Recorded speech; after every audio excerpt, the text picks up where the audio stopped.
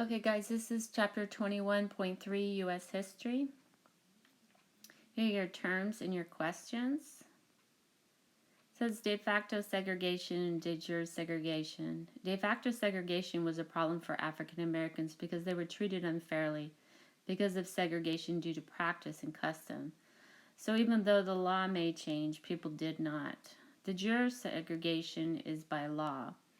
African Americans face poor housing, unemployment, and low quality schools.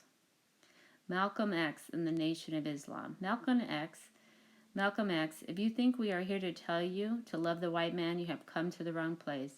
He studied the teachings of Elijah Muhammad, the head of the Nation of Islam, or the black Muslims.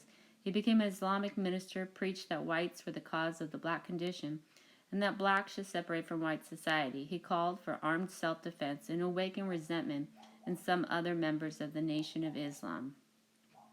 Stokely Carmichael was part of the SNCC, led followers in a march to finish the walk against fear that James Meredith had started, but stopped because he was shot and injured by a white racist.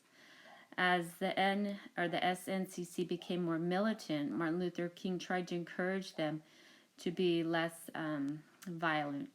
So slogans changed from "we shall overcome" to "we shall overrun." Carmichael was arrested for setting up a tent on the grounds of an all-black high school. He said, "This is the 27th time I've been arrested and I ain't got nothing. What we're going to start saying now is Black Power."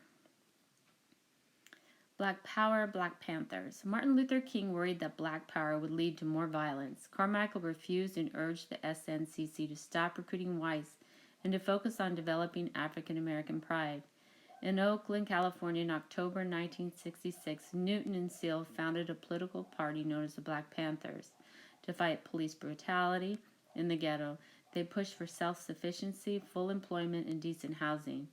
They also thought they should not have to be in the military because an unfair amount of African Americans were being drafted to go to Vietnam. They dressed in black and sold copies of Mao Zedong, who was the leader of the Chinese Communist Revolution. They were investigated by the FBI. However, they set up programs to help their community. The Kerner Commission. On March 1st, 1968, Johnson appointed the Kerner Commission to study the main causes of urban violence. They concluded, our nation is moving towards two societies, one black and one white, and unequal. They felt like one of the main causes was white racism. Civil Rights Act of 1968. This act ended de jure segregation. It ended discrimination in housing. More African Americans finished high school and went to college when school segregation ended. It banned discrimination in housing. Affirmative action. Civil rights challenges today. Parts of the population continue to discriminate against people of color. Chapter 22, U.S. History, we'll do next, okay?